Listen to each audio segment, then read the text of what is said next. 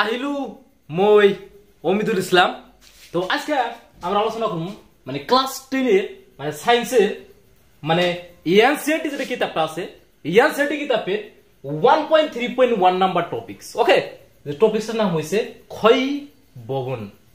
Okay, মানে ইংলিশে কি কয় করিউশন। ওকে, ক্ষয় ভবন ইংলিশে কয় করিউশন। মানে অ্যাসামিজের সাথে সাথে আমরা ইংলিশটা কি করবো আমরা জানবো। ইংলিশটা জানলে কি হবো আঙ্গ সুবিধা হবো। যখন আমরা এইচএস ফার্স্ট ইয়ার বা সেকেন্ড ইয়ার বা আমরা নিট যে ডাবলি যদি আমরা প্রিপারেশন করবো নিয়ে যাই আঙ্গ স্টুডেন্ট শুনে দেখো মেনলি প্রবলেম হয় ল্যাঙ্গুয়েজ। কারণ আমরা অ্যাসামিজ মিডিয়ামে পড়ি, উমর যায় কি হয় তোমার প্রবলেম হয়ে যায়। যার জন্য অ্যাসামিজের সাথে সাথে ইংলিশ টার্মগুলা জানা লাগবে, ঠিক আছে। আর তার জন্য আমি খুবই স্ট্রং ভাবে আছি, তোমার সাথে কোনো প্রবলেম নেই। ওকে, তো দাও ক্ষয় ভবন বা করিজন অ্যাকচুয়ালি কি, ক্ষয় ভবন বা করিজন অ্যাকচুয়ালি কি, যেহেতু এই টপিকসটা আমাকে জানা লাগে, তো যেহেতু আমি ক্ষয় ভবন সম্পর্কে জানবো ক্ষয় ভবনটা অ্যাকচুয়ালি কি। সিম্পল কথা যে কোনো বস্তু যদি ক্ষয় হয়, কোনো বস্তু যদি ক্ষয় হয় ওটা তোমার কি বিলাক হয় ক্ষয় ভবন। মানে যদি কিবা ক্ষতি সাধন যদি হয় কোনো বস্তুটার, যিকোনো বস্তুর ওটা কি বিলাক হয় করিজন বিলাক হয়। সেই কথাখিনি আমাৰ অসমীয়া ভাষাত জাষ্ট লিখিব লাগে। অসমীয়া ভাষাত আমি কেনেকৈ লিখিম যে যি প্ৰক্ৰিয়াৰ দ্বাৰা কোনো পদাৰ্থ ক্ষয় সাধন হয় তাক ক্ষয় ভবন বুলি কোৱা হয়। ওকে, আৰু আমি ইংৰাজীত চেম্বাৰ লিখিব পাৰিম the process by which corrosion take place is known as corrosion. কোনো প্রবলেম আছে? একো প্রবলেম নাই, সিম্পল জাস্ট, ঠিক আছে। জাস্ট আমি ল্যাঙ্গুয়েজখিনি কনভার্ট কৰিলো, ট্ৰান্সলেট কৰিলো। ওকে, তো যিকেনে হোক তো ক্ষয় ভবন, ঠিক আছে, বহিত কি কৰিব লিখিব ক্ষয় ভবনৰ ডেফিনেশনটো। সো ক্ষয় ভবন ইনফিনিটি অফ দা আছে, ঠিক আছে। যিকোনো বস্তু ক্ষয় হ'ব পাৰে। উদাহৰণস্বৰূপে মই এজন মানুহ, মোৰ ক্ষয় সাধন হ'ব পাৰে। মানুহৰ যেটো হৃদপিণ্ড মানে কলিজাৰ যেটো আমি ক্ষয় সাধন বুলি কওঁ, মানে যেটো প্ৰেমৰ যেটো ক্ষয় সাধন আমি যেটো কওঁ, যিকেন হোক এতিয়াতো ক্লাছ 10 আৰু এইবিলাক কথা মাজে মাজে আলোচনা কৰিব লাগিব। যিকেন হোক তো সেইটো কি বুলি কওঁ আমি ক্ষয় ভবন বুলি কওঁ, ঠিক আছে। মানুহৰ ক্ষয় ভবন হ'ব পাৰে, কিন্তু আমাৰ যেটো 1.3.1 যে টপিকছত এনসিইআৰটি কিতাপৰ যেটো আলোচনা কৰিছে এইটো ধাতুৰ ক্ষয় ভবন। ওকে, যেটোক আমি মেটাল কৰিউশন বুলি কওঁ, ধাতুৰ ক্ষয় ভবন বিষয়ে আলোচনা কৰিছে। ওকে, সো কোন ধাতু সেইখিনি আমি কৈ আছো। ওকে, কোন ধাতু। নাম্বার 1 যেটো ধাতু সেইটো হৈছে আমাৰ কোন ধাতু, সেইটো হৈছে আমাৰ আয়ৰন। কি বুলি কোৱা আয়ৰন। ওকে, আয়ৰন মানে ধাতুৰ যদি ক্ষয় সাধন হয়, যদি আমাৰ ডেফিনেশন দিয়ে ধাতুৰ ক্ষয় ভবন মানে কি, যে প্ৰকাৰে ধাতুৰ ক্ষয় সাধন হয় তাক ধাতুৰ ক্ষয় ভবন বুলি কোৱা হয়। Not problem. ওকে, ইংলিশ ল্যাঙ্গুয়েজত আমি ক'ব পাৰিম হয় নহয়। ল্যাঙ্গুয়েজ কেতিয়া ফ্যাক্টর হব নিদু মই, ঠিক আছে। এটা উর্দুই হোক, এটা ইংলিশই হোক, মানে আমাৰ আৰু হেতু কৰিব কাৰণে কি আমাৰ পঢ়িব লাগিব। আমাৰ অসমীয়া মানে লগে লগে আমাৰ ইংৰাজী টাৰ্মটো জানিব লাগিব হয় নহয়। তো হেতু কথা আয়ৰন। তাৰপিছত কি আছে সিলভাৰ। মানে কিতাপত ধাতু তো বহুত প্ৰকাৰ আছে, কিন্তু কিতাপত যিখিনি আছে সেইখিনি আমি উল্লেখ কৰিম, ঠিক আছে। মানে একটা 10 লেভেলত যিমানখিনি লাগিব সেইখিনি আমি কিন্তু আলোচনা কৰিম। যিকোনো তাৰপিছত কি আছে সিলভার, বহুত বডি সিলভার। আর আছে কি কপার। ইয়েস, কপার মানে আঙ্গো বাংলা ভাষাতে তামা কয়, তামা। অসমীয়া ভাষাত কি কয় তাম, মানে তামাটাই কি বলে কয় কপার। ওকে, তামা এটা হলো কপার। সিলভার মানে আমরা যেটা রূপা কই, রূপ, ঠিক আছে। কপার তামার রাসায়নিক সংকেত হয় Cu। ওকে, Cu এর রাসায়নিক সংকেত বা ইংলিশে কয় chemical formula. Yes, chemical formula. Silver যেটা আমরা কি বলে কই রূপা বলে কই। মহিলা মানুষের যে গহনা মানে বিশেষ করে মালা বা তোমার করি এই টাইপ বস্তু যে বানায় এটা কি দিয়ে বানায় সিলভারের দ্বারা, তাই না। জেনারেলি মালা গোল্ডের দ্বারা বানায়, ঠিক আছে। কিন্তু গোল্ডের বিষয়ে যেহেতু আলোচনা করা হয় নাই, কেবল এই তিনটা বিষয়ে মানে যেহেতু তিনটার ক্ষয় সাধন হয় এনসিইআরটি বেসা গতিকে আমরা তিনটাই আলোচনা করব। তো সিলভার মানে রূপা, যার কেমিক্যাল ফর্মুলা হচ্ছে Ag, ঠিক আছে। আর গোল্ডের আসলো ইয়েস এই ইউ আসলো গোল্ডে তো যাই নাকি আর আয়রন যেটা আমরা বাংলা ভাষায় লোহা বিলা কই ঠিক আছে লোহা লোহার হলো কি Fe ওকে পুরো কনসেপ্ট ক্লিয়ার সিম্পল তো ধাতুর মানে ক্ষয় সাধন হয় ওকে তো দেখো রং প্রথম কথা হলো যেহেতু ধাতুর যখন মানে ক্ষয় ভবন যখন হবো তখন মানে এনসিডি কিতাবে লেখা আছে যে রঙের চেঞ্জ হয় রং মানে কালার যেটা আছে ইংলিশে কি বলে কালার চেঞ্জ হয় তো আয়রনের যেটা কালার আছে আয়রনের কালারটা চেঞ্জ হয়ে যায় মুগা বরণের কালার হয় আমরা জানি যেটা মামুর লোরজন মামুরের ধরে কি হয় মুগা বরণ হয় ইংলিশে কি বলে কয় গ্রে কালার না গ্রে সো গ্রে কালার হয় সেম সিস্টেম ভাবে সিলভার সিলভারের যেটা কালার হয় ওটা কি হয় ব্ল্যাক কালার হয় মানে কলা বর্ণের হয় কি হয় কলা ব্ল্যাক কলা হয় ব্ল্যাক ইংলিশে কি কয় ব্ল্যাক ব্ল্যাক কপার মানে যেটা তামা এটা কি হয় এটা দুই তন্ডের হয় ঠিক আছে একটা তো কলা হয় মানে ব্ল্যাক হয় আরেকটা কি হয় হেউজিয়া হয় মানে গ্রিন হয় ঠিক আছে হেউজিয়া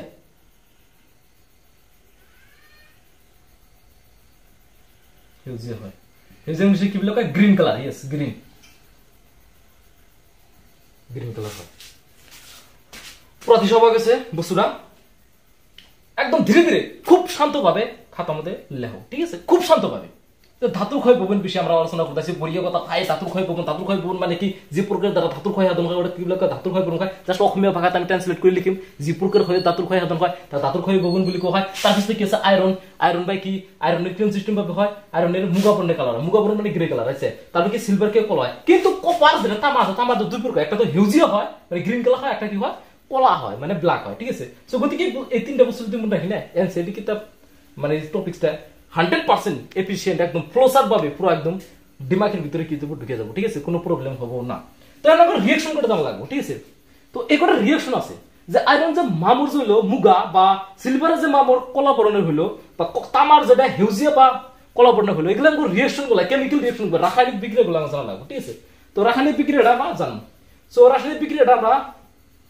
এখানে আলোচনা করি প্রথম ঠিক আছে এক নাম্বারটা যেহেতু এই জায়গা হবে না জানো তো এক নাম্বারটা কি আছে আয়রন মুগা বর্ণ হয় তো রিঅ্যাকশনটা কেমন সিস্টেম হয় রিঅ্যাকশনটা হয় আয়রনের ক্ষেত্রে যে আয়রনের সাথে ঠিক আছে যখন অক্সিজেন যখন যুক্ত হয়ে যায় তখন কি হয় আয়রন অক্সাইড ঠিক আছে Fe2O3 এটা হয় এটাকে আমরা সিলিন্ডার লিখতে পাই যে FeXOY কারণ আয়রনটা ভেরিয়েবল ব্যালেন্সে শো করে কত সময় আমরা আলোচনা করছিলাম এর আগে যেটা হয়তো ভিডিও দেখতে পারো আমরা জানি আয়রনটা কি হতে পাই Fe3O4 এরকম সিস্টেম সংকেত গঠন করে বা আয়রনটা FeO এরকম গঠন মানে ফেরিক অক্সাইড ফ্রাক্স অক্সাইড মানে আয়রন অক্সাইড যাদেরকে আমরা ভেরি করে দিই আমরা XO দিয়ে আমরা লিখতে পাই ঠিক আছে সো এটা হইছে মানে আয়রনের যে ক্ষয় ভবন যে রিঅ্যাকশনটা ঘটে আর কি ঠিক আছে মুগা বর্ণের যে হয় মামরটা এই যে যৌগটা এই যে কম্পাউন্ডটা এটা কিন্তু মুগা বর্ণের হয় ঠিক আছে বুঝা হয়ে গেছে আচ্ছা তো এই ক্ষেত্রে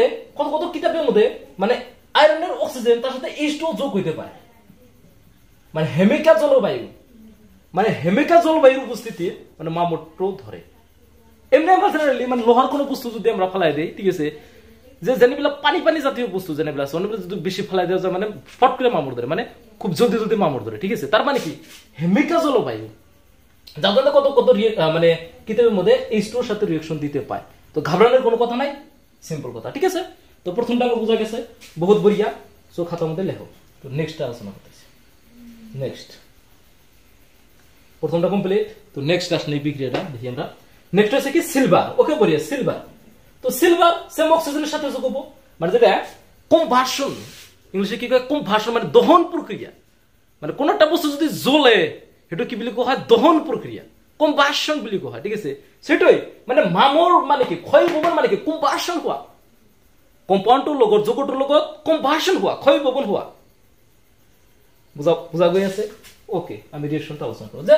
সিলভার Ag সিলভার তো সিলভার লগত কি অক্সিজেন যোগ হবো বহুত বঢ়িয়া তো কি উৎপন্ন হবো Ag আচ্ছা এতে ঠাই নহয় নাকি আৰু এগুলো একটু মুছিলো আলোচনা কৰিছো যেহেতু সো যিকোনো হোক ইনফিনিটি অফ দা আছে আলোচনা কৰিছো সো এটা কি হ'ব Ag সিলভাৰ অক্সাইড হ'ব তো সিলভাৰ অক্সাইডৰ রাসায়নিক সংকেত কি হ'ব Ag2O হয় না এইবিলাক তো আমি পাৰো কারণ আগতে কৈ দিছিলো কারণ ইয়াতে আমি সিলভার ইয়াতে আমি অক্সিজেন অক্সিজেনের যতটা 2 সিলভার 1 সো গতিকে এটো তাই যাব তো Ag কি হ'ব 1 ওই রব ছোট মিস্টেক হৈ গল মাইন্ড দিব লাগিব সিলভার যতটা আছে 1 অক্সিজেন হৈছে 2 সো গতিকে এটো তাই যাব এটো তাই যাব এটো তাই সো Ag কি হ'ব 2O1 সো ওটা আমি লিখলে হ'ব নিলিখলে হ'ব Ag2O এগুলো কি হয়ে গেছে আমার সিলভারের সংকেত এটো হয়ে গেছে ঠিক আছে তো Ag2O ঠিক আছে এত তো আমি ভ্যালেন্সিন যদি করু সমতুল যদি করু এতে 2 আছে সো 2 দিলে তো না অক্সিজেন আর 2 আছে সো এতে আমি 2 দিলু 2 দিলে অক্সিজেন 2 হল বহুত বড়িয়া কথা এতে কি হল এটা 4 হয়ে গেল সো 4 এটা হবে আমার কি ভ্যালেন্সিন মানে বিক্রিয়াটো শুদ্ধ হল নাই কেন কেন গম পাম যেটো laws of conservation of mass মানে ভরের যেটো নিত্যতা সূত্র এটুক আমি অ্যাপ্লাই করি আমি এটু করে বলবো মানে লেফট হ্যান্ড সাইড আর রাইট হ্যান্ড সাইড এটু কি লেফট হ্যান্ড সাইড বিক্রিয়ক পদার্থ রিঅ্যাক্টেন্ট বলি কোৱা হয় আৰ এটু কি ৰাইট হ্যান্ড সাইড প্ৰোডাক্ট বিক্ৰিয়াজাত পদাৰ্থ বলি কোৱা হয় দুইফালে কি হ'ব লাগিব ভর সমান হ'ব লাগিব আর আমি ভরটো কেনেকৈ ভাবে সমান কৰিম আৰ আমি ভৰটো সমান কৰিম পৰমাণুৰ সংখ্যা সমান কৰি মানে এটমিক নাম্বাৰ সমান কৰি ওকে পুরো কনসেপ্ট ক্লিয়ার হৈছে কিবা প্রবলেম আছে একো প্রবলেম নাই ওকে যদি কিবা বস্তু বুঝাত যদি প্রবলেম পাই আছে ভিডিওটো পোস্ট করিব হ্যাঁ পোস্ট করি আগৰ পৰা চাব ঠিক আছে এটা আমাৰ অনলাইনৰ এটা মানে ফায়দা বুলি আমি কব ঠিক আছে যিকোনো হোক সেটো কমপ্লিট হৈছে রিঅ্যাকশনটো এইবিলাকে মুছি দিও সো এতিয়া আমি আহো কপাৰৰ ক্ষেত্ৰত আমাৰ সিলভাৰটো কৈছে আয়ৰনটো কৈছে কোনো প্ৰবলেম নাই এতিয়া আমাৰ কি কপাৰৰ ক্ষেত্ৰত আমি দুটা পাইছো এটা পাইছে কি হেউজিয়া আৰু কি কলা একটা পাইছে আমরা হেউজিয়া একটা পাইছে কি আমরা কলা তো দেখি আর কি তো ব্ল্যাক কালার কোন হয় কপারের সাথে কপার আমরা জানি ভেরিয়েবল ব্যালেন্সে শো করে যেমন আয়রন যেমন সিস্টেম আছে সেই সিস্টেম পাবে মানে কপারটা আয়রন সিস্টেম হয় যে CuXOY মানে অক্সাইডটা আয়রন সিস্টেম হয় মানে ভেরিয়েবল ব্যালেন্সে শো করে মানে কপারের যেটা যতটা হয়তো কি হয় 1 হয় হয়তো কত সময় 2 হয় মানে প্রত্যেকটার মানে হেজনতে আর কি মানে সেই জন্যতে আর কি মানে তোমার কালারটা ভেরি করে তো দেখি আমরা রিঅ্যাকশন দেখি তো কপার যেটা ব্ল্যাক কালার দিয়ে সৃষ্টি করে তো ব্ল্যাক কালারের রিঅ্যাকশনটা দেখি আমরা তো ব্ল্যাক কালারের রিঅ্যাকশন কপারের সাথে যখন তোমার অক্সিজেন যোগ হয় তখন কি তোমাকে কপার অক্সাইড যেটা Cu কি হবে Cu2O ঠিক আছে Cu2 যেটা হলো কপারের যৌগটা কত 1 এটা এই সিস্টেম ভাবে লেখা হয় এটা কিউপ্রিক অক্সাইড বিলা কয় কপারের এই অক্সাইডটা কিউপ্রিক অক্সাইড বিলা কোয়া যায় ঠিক আছে আর যেটা হিউজে কালার যেটা হবে এটা কি কালার হবে হিউজে কালার হবে এটা হয় কপারের সাথে অক্সিজেনের সাথে যোগ হইছে বহুত বড়িয়া কথা অক্সিজেন তো টুইলে লাগবো যেটা তো কইছি তো সাথে কি CuO হয় মানে এক্ষেত্রে কপার যতটা বা কপার যেটা ভ্যালেন্সি কি হয় 2 ঠিক আছে এটা কিউপ্রাস অক্সাইড বিলা কয় কি বিলা কয় cuprous oxide okay cupric oxide cuprous oxide so cuprous oxide যেটা মানে কপার অক্সাইড 2 এনসাইডে কিতাবে কিউপ্রিক দেওয়া নাই 2 দেওয়া আছে যেটা তো 2 দিয়ে আমরা মনে রাখবো এটা বেশি ভালো হবে তো 2 যখন থাকবো তখন কি হয় এটা হিউজে কালার হয় আর যখন তোমার যেটা কলা জন হবে তোমার কি হবে মানে 1 জন হবে মানে যেহেতু ASSEB মানে Assam state school educational board নতুন করে যেটা বোর্ডটা সৃষ্টি হয়েছে মানে এসএক বোর্ড প্লাস সেবা বোর্ড অনুযায়ী সো এগুলা থেকে কিন্তু কনফিউশন করার জন্য কিন্তু আমরা কোশ্চেন দিতে পাই তরল কোনটোর ক্ষেত্ৰত মানে কপাৰৰ ক্ষয় বপন হেউজিয়া ৰঙেৰ হইছে কোনটো ক্ষেত্ৰত কলা রঙ হইছে মানে কনসেপচুয়াল জনে কনসেপশন না হয়তো কিতাবে না কতজন কবছো ভাই এটা তো কিতাবে নাই কিতাবে আছে কিন্তু এটা কনসেপ্ট মানে কিতাবটা রিডিং করার পর হ্যাং এটা বস্তুটা ধারণাটা আবো গতিকে আমাকে কিতাব রিডিং করাও কিন্তু ইম্পর্টেন্ট আমার লেকচারটা দেখার পর কিতাবটা রিডিং করতে পারেন সেটি কিতাব যথেষ্ট হেল্পফুল হবে ঠিক আছে আর প্রত্যেকটা বস্তু তোমরা তখন বুঝতে পারবা ওকে তো এটুকু হইল অঙ্ক ক্ষয় বপন সম্পর্কে মানে বেসিক আলোচনা ঠিক আছে সো আরেকটা কথা কই যারা যারা মানে ফেসবুকে থেকে দেখে আসো তারা কি করতে পারো ইউটিউবে যাইয়া ওমি এডুকেশনাল ভিডিও ঠিক আছে ওমি এডুকেশনাল ভিডিও চ্যানেল সার্চ করতে পারো অটোমেটিক ভিডিও আসবে চ্যানেলটা সাবস্ক্রাইব করে রাখতে পারো ওকে কারণ ফেসবুকে আমি বেশি কাম করব না ইউটিউবে কাম করব ঠিক আছে কারণ ইউটিউবে প্রত্যেকজন মানুষ কি করে সার্চ বারে যায় ঠিক আছে কারণ ফেসবুকে তো এরকম হয় না সো গতিকে আমি ফেসবুকে আপলোড করবো কিন্তু ইউটিউবে চ্যানেলে আমি কিন্তু বেশি করে কাম আগে থেকে আমি ইউটিউবে কাম করি ঠিক আছে তো যাই হোক ওটা একই কথা তো এখানে খাতা আমাদের লেখা কমপ্লিট হয়েছে ওকে তো যিকেন হক আমার নতুন আন একটা টপিক চাইছে, সেটা হচ্ছে 1.3.2 নাম্বার যেটা টপিক, সেটাও আমি আলোচনা করিম দুর্গন্ধিতা। ঠিক আছে, মানে তার তলর টপিকটো এটা দুর্গন্ধিতা বা র্যান্সিডিটি, ইংরেজিতে কি বলি কোয়া হয়, র্যান্সিডিটি বলি কোয়া হয়। তো দুর্গন্ধিতা বা র্যান্সিডিটি কি অ্যাকচুয়ালি? দুর্গন্ধিতা মানে কি? কোন বস্তু যদি দুর্গন্ধি হয়ে যায়, মানে সেই বস্তুটো যদি কি হয় জারণ বিজারণ বিক্রিয়া ঘটে। আমি প্রিভিয়াস যেটা মানে আগর যেটা লেকচার তাতে আমি এটা বিক্রিয়া আলোচনা করেছিল, যেটা আসলে কি জারণ বিজারণ বিক্রিয়া, মানে অক্সিডেশন এন্ড কি আছে রিডাকশন রিঅ্যাকশন। মানে আগের ভিডিও মানে তোমরা যা দেখতে পাও যে অক্সিডেশন আর রিডাকশন বিক্রিয়া আমরা আলোচনা করছি, মানে জারণ বিজারণ বিক্রিয়া। মানে কোন একটা বস্তুর মধ্যে যখন মানে এই জারণ বা বিজারণ বিক্রিয়া যখন ঘটে, ঠিক আছে, তো মানে বস্তুটা মানে খারাপ করে ফেলা দেয়। ঠিক আছে, মানে বস্তুটা ড্যামেজ করে ফেলা দেয় এক কথা কবার গেলে। ঠিক আছে, সো ওইটা কি বলা হয় দুর্গন্ধিতা, মানে ওই প্রসেসটা ওই প্রক্রিয়াটা কি বলা হয় দুর্গন্ধিতা বলা হয়। সিম্পল কথা। ঠিক আছে, সব বেশি কিছু জানা দরকার নাই দুর্গন্ধিতা থেকে। তো জেনারেলি আমরা যে চিপসের যে প্যাকেটগুলো যে আমরা খাই, ঠিক আছে, তো চিপসের প্যাকেটগুলোর মধ্যে মানে অ্যান্টিঅক্সিডেন্ট ভরাইতে হয়, যাতে তোমার চিপসের যে বস্তুগুলো থাকে, চিপসের যে কি থেকে বস্তুগুলো যে থাকে, মানে বস্তুগুলোর মধ্যে মানে কি হয় জারণ ঘটে। ঠিক আছে, জারণ ঘটে কি হয় দুর্গন্ধিত করে ফেলে দেয়। কত কত বস্তু কিন্তু বিজারণ ঘটে, যার মধ্যে কি করে মানে চিপসের প্যাকেট গুলোর মধ্যে দেখবো যে সিলভারের প্রলেপ দেওয়া থাকে প্যাকেট গুলোর মধ্যে। ঠিক আছে, সিলভারের প্রলেপ দেওয়া থাকে বা কি করে থাকে অ্যান্টি অক্সিডেন্ট, মানে যেটা কি বলা হয় প্রতিজারক পদার্থ, যেমন নাইট্রোজেন ভরাই দেওয়া থাকে, গ্যাস ভরাই দেওয়া থাকে। ঠিক আছে, মানে নাইট্রোজেন জাতীয় গ্যাস যেগুলো আছে এটা অ্যান্টি অক্সিডেন্ট হিসাবে কাম করে, মানে জারণ আর বিজারণ মানে ঘটাবার দেব না। ঠিক আছে, ভিতরে বা কত সময় কি করে সিলভারের প্রলেপ দেওয়া থাকে কিছু দুর্গন্ধিতা র্যান্সিডিটি রক্ষা করার জন্য। কমপ্লিট হয়েছে। তো এইটুকু হলো র্যান্সিডিটি সম্পর্কে কনসেপ্ট। এনে থেকে একটা ফেমাস কোশ্চেন আইতে পায় এসএসএলসি 2026 যেটা হবো কোশ্চেনটা কিন্তু আইতে পায়, ভেরি ভেরি ইম্পর্টেন্ট কোশ্চেন। ঠিক আছে, যে তলর কন্ট্রোলটা প্রতিজারক পদার্থ, which of the following is antioxidants. আমি তো এটি আলোচনাই করিলো যে চিপসের প্যাকেট বিলাকত ভরাই থৈ দিয়ে চকুতে কি হাইড্রোজেন হবো জানো? নহয়, কেতিয়াও নহয়। অক্সিজেন তো নহয়, অক্সিজেন তো কি আমি জারণ বিজারণ বিক্রিয়া পাইছো। অক্সিজেন যদি যুক্ত হয় এটুক জারণ, অক্সিজেন যদি মুক্ত হয় বিজারণ, হাইড্রোজেন যদি যুক্ত হয় বিজারণ, হাইড্রোজেন যদি মুক্ত হয় জারণ। এটু কিন্তু দুটো এক নহব। ফ্লোরিন তো প্রশ্ন উঠে, ফ্লোরিন তো প্রশ্ন উঠে।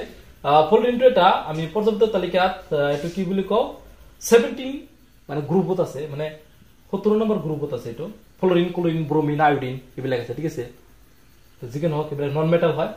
সো শুদ্ধ উত্তরটা হয়ে যাব কি নাইট্রোজেন। ওকে, শুদ্ধ উত্তরটা হয়ে যাবে নাইট্রোজেন। মনত রাখিব এটো এসএসএলসি 2026 যেহেতু এডব্লিউএসসিবি যেটো প্যাটার্ন মানে ভিতৰৰ পৰা আমাৰ যেটো কোশ্চেন বিলাক দি দিয়ে, এতিয়া কিন্তু আৰু এক্সাৰসাইজৰ কোশ্চেন বিলাক কৰি থাকিলে নহব। ঠিক আছে, এতিয়া আমাৰ এনসাইডি কিতাপ কিন্তু গোটেইখিনি ৰিডিং কৰিব লাগিব। এনসাইডি কিতাপৰ বাহিৰৰ কনসেপ্ট এক্সট্ৰা কনসেপ্ট কিতাপৰ বাহিৰত নাই, কিন্তু লিংক আপ কৰি। ঠিক আছে, তো তেনেকুৱা ধৰণৰ কিন্তু কোশ্চেন বিলাক এতিয়া আহি যাব। মই আগতে অকনমান আগতে আলোচনা কৰিলো যেটো যে কপাৰ অক্সাইডৰ যেটো মানে CuO তাৰ আনটো আছে Cu2। ঠিক আছে, এইবিলাক কোশ্চেন বিলাক মানে কোনটো কলা হৈছে এইবিলাক কিন্তু ডাইৰেক্টলি কিতাপত নাই, কিন্তু আমাৰ ব্লেক ঠাই দিয়া আছে। কিন্তু আমাৰ একগোট কৰিব লাগিব, আৰু একগোটৰ কাৰণে কৰিবৰ কাৰণে মই হাজু আছো। ঠিক আছে, তোমালোকে জাস্ট পঢ়ি যাবা আৰু ফ্ৰেণ্ডৰ মাজত শ্বেয়াৰ কৰিব লাগিব কিন্তু হ্যাঁ, ভিউজ যাতে আহে। আৰু এটা সেইটোৱে আৰু যিকেন হওক। তো এইটো কৰিলে হম কি আলোচনা মানে ল্যাঙ্গুয়েজ ইংলিশ ইউজ করুম, বাংলা ইউজ করুম, এসামিস ইউজ করুম, কোনো প্রবলেম নাই। আগে যাতে ঘরোয়া যেগুলো স্টুডেন্ট আছে যাতে বেশি করে বেশি হেল্প হয়। ঠিক আছে, তো যাই হোক ওটাকে যে কোনো স্টুডেন্টের হেল্প হবো।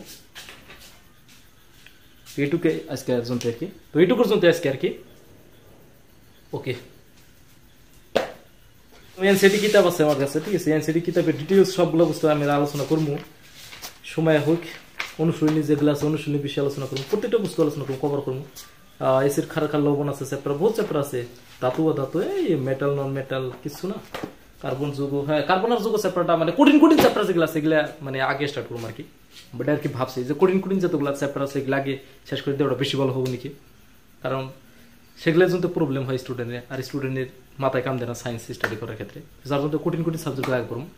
বিদ্যুৎ প্রবাহর চুম্বকীয় ক্রিয়া একটা চ্যাপ্টার আছে, বহুত একটা কিন্তু হার্ড চ্যাপ্টার। ঠিক আছে, বিদ্যুৎ প্রবাহর চুম্বকীয় ক্রিয়া। তারপরে যেমন আছে কার্বন আর যৌগ, ম্যাক্সিমাম স্টুডেন্ট হার্ড পায়, যেহেতু ক্লাস 10 প্রথম অর্গানিক কেমিস্ট্রি পায়, এটা একটা অর্গানিক কেমিস্ট্রি পার্ট। তো বহুত হার্ড ফিল হয়। তো আমরা যখন স্টাডি করছি মানে আমরা যখন ক্লাস 10 পড়ছি আঙ্গরও তখন কার্বন আর যৌগ চ্যাপ্টারটা বহুত হার্ড ফিল হয়েছে, যার জন্য টিউশন পড়া লাগছে, ঠিক আছে। তো যাই হোক, তো আলোচনা করুন আর কি, সবগুলো আলোচনা করুন, হার্ড টপিকসগুলো আগে এগুলো প্রথমে কভার করুন, ঠিক আছে, কোনো প্রবলেম নেওয়ার দরকার নাই। ওকে।